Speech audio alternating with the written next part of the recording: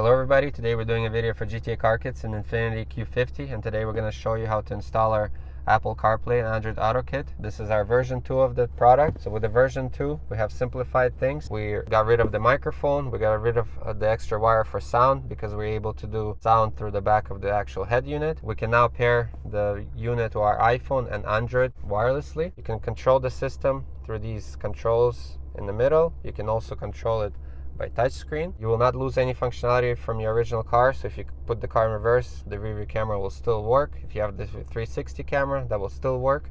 And now we're going to show you how to install it in this particular car. So the tools that you're going to need is a Phillips screwdriver, our panel removal tool, which we call the hook tool, and this is our regular panel removal tool, and of course you're going to need our kit. So now we're going to use our hands and we're going to remove these two leather pieces on the side, and we're going to just lift up the armrest a little bit, and then we're going to use our hands and these panels just pop off, same as on the driver's side.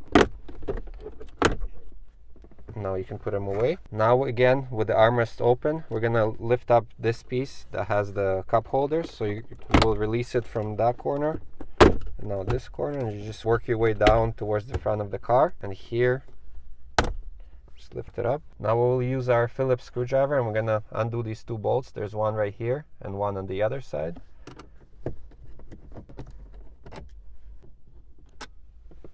Now we will remove this shift knob, and in order to do that you will have to bring down this leather part, and then we're going to use our hook tool in order to release this metal clip. It just comes off. Make sure not to lose this. Once you remove the clip, you can just take and lift up the shift knob. Next we grab this piece of the dashboard and we'll lift it up, and we're going to work our way towards the front. And once there's enough space, you're going to be able to stick your finger underneath here. You got to make sure that the car's foot brake is on, because we're going to press down this white piece and we're going to shift the gear selector down. I'm going to show you. I was pressing down on this. That releases the gear selector, and this panel we can just keep here on the side during the installation. Now we will start removing these vents on both sides. We start from the bottom. We're going to use our panel removal tool, and it comes off, same as on the driver's side. Again, with using our Phillips, there's two bolts, one on this side and one on the other. We're going to remove them. Now we can remove this panel, so the lower screen. You start from the bottom. Once you have it unclipped, there's 3 more clips on top. We're going to tilt it, and there's some connections that we have to disconnect at the back. So these ones, you just press the clips, and then this one also has a clip on top, but it's convenient to use your screwdriver to press on that clip in order to disconnect it. Now as you see, there's 4 bolts on top and 2 at the bottom, and we're going to remove all of them.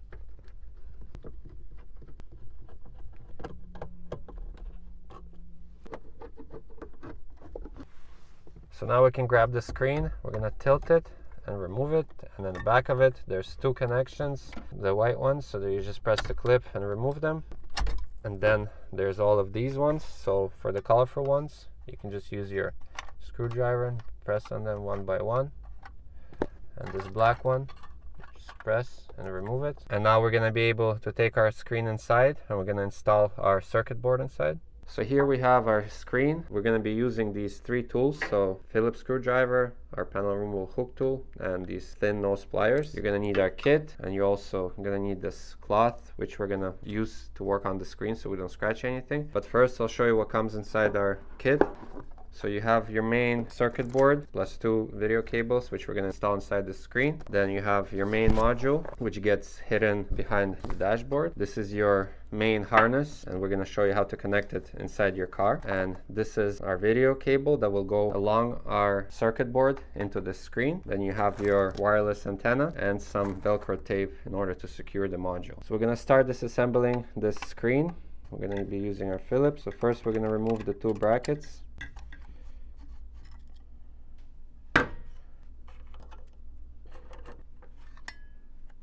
So then on top and bottom of the screen, there's 2 bolts each, so we're going to remove them.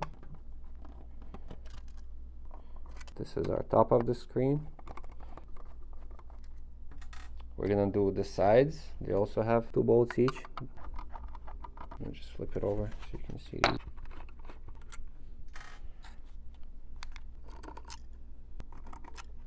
And now there's 4 more bolts at the back of the screen.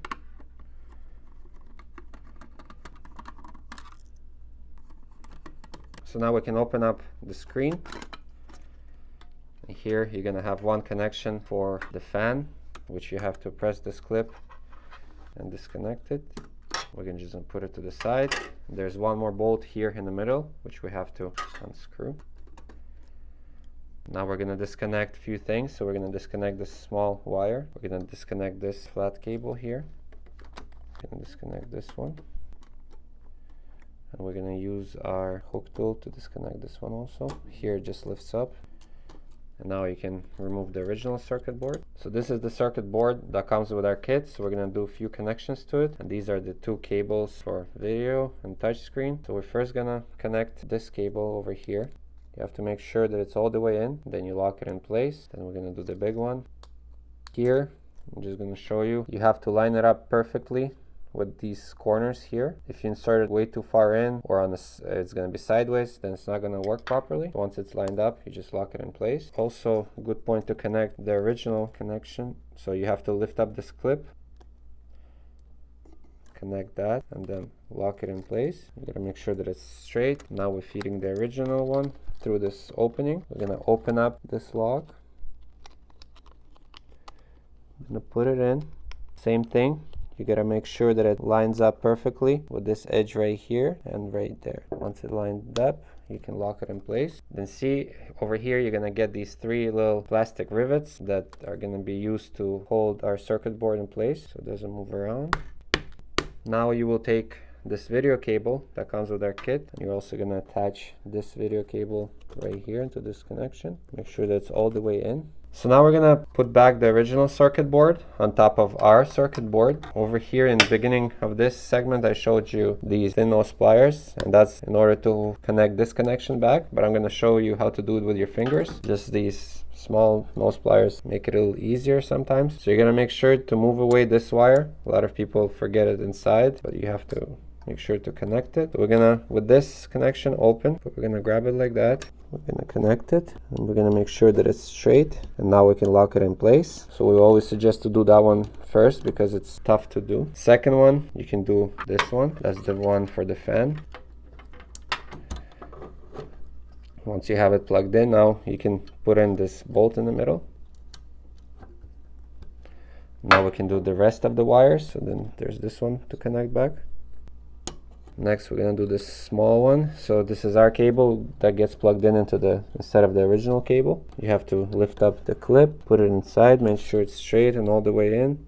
And then you lock it in place. And then the last one is this one. Same thing. Don't insert it too far. Line it up with these edges right here, here and here. And then you can lock it in place. And now we can cover everything. At this point, make sure that this video cable is still plugged in. And here, there's this little opening that lets you put this cable through. And now we can assemble and put all the bolts back.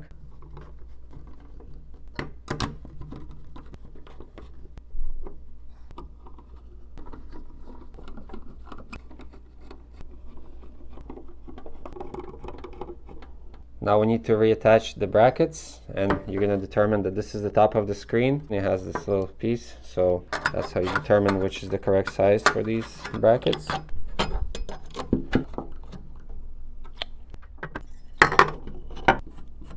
So now the screen has been assembled, and all you're left with this one extra wire. Now we're going to bring it to the car and connect everything back. So now we're back in the car. So before installing the screen, we have to connect all of our harnesses. So we're going to show you all the connections. So the big one and the medium size connections, they go right behind the screen. We'll plug them in into the original ones. Then this one, the smallest one, gets plugged in behind the stereo. This is the end that gets plugged into our module, which we're gonna hide right here. There's enough space for it. And then there's also USB cable, which we're gonna run right here to the side, so it's nicely tucked away here, so that way you don't need to run any wires into the armrest compartment, and you just focus on installing everything here. We already showed you how to remove the bolts, and we're ready to remove the stereo. As you remember, our gear selectors select all the way down, the foot brake is on. So at the back of the stereo, we're gonna get to this connection. This is the one we're gonna use for sound. We're gonna take the smallest one from our kit. We'll plug in the original one into the female end, and then we'll take the male end, plug it in to the back of the stereo. Now we will take our USB cable and we will feed it on the side here, and as you can see, now it's right here. Now we will take these two, so the biggest one and the medium size, and we're gonna run them from the back here. We have the big one, this is our medium size. So we'll start connecting them. We'll connect the original one into our harness, same with this one. So you end up with these two new ones instead of the original ones. Now in the middle here, you gotta make sure that you don't drop these original wire. This gets plugged into the second lower screen. And here you're gonna see this is from our harness that will plug into our module. The rest of the wires we can tuck away behind. And at this point you can put the head unit back. So this is what you should end up with. These are original. This is from our kit. We will take our module and we'll connect this to the power side. So now we're gonna take our screen, and this is the video cable from the screen, and our goal also to feed it around here. Make sure not to pull too hard on this cable so it doesn't come out from the circuit board, as we've seen it happen before. And now we can start doing all the connections at the back of the original screen. So we first suggest to do the first row.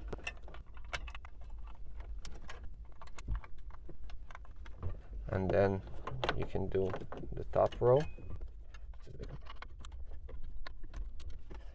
And now you're gonna tilt the screen, put on the top, like that. We're now also gonna connect the video cable into our module. The last thing is to connect our Wi-Fi antenna. And then Wi-Fi antenna just simply clips on. And in this car, you can keep it here. It's a good enough spot. And now you can just tuck in the module so it's not in the way of anything. So now we will connect this lower screen. And as you can see, we haven't installed all the bolts back because we're just doing this for testing to make sure that everything is installed correctly. So you need to connect these wires at the back. So there's 3.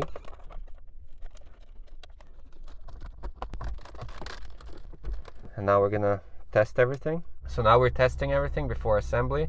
So as you can see, the screen is supposed to turn on. You're gonna see original map view. And you're just gonna check that the touchscreen is working, and it's working. Then you're gonna set the actual sound source to auxiliary. It's already set to auxiliary. Now we're gonna press and hold the back button here. And before we do that, we're also gonna remove the original SD card from navigation. That way, when you're controlling CarPlay with the scroll wheel in the middle, or you can also control it with the touchscreen, that it doesn't interfere with the original navigation. We're gonna press and hold the back button. As you can see, CarPlay is showing up. We can control it through our menu here. We're also gonna check that the music is working. Yep, the sound is working. You're able to do all the CarPlay stuff. And if you would connect your Android phone, you would have AndroidAuto here. So now that you tested everything, we're gonna go ahead and remove this lower screen and start assembling everything back. So now after testing, we can assemble everything back. We're gonna start putting in these bolts, 4 on top and 4 at the bottom. You gotta make sure that these metal brackets are lined up with these plastic pins. That way everything goes back in its original place.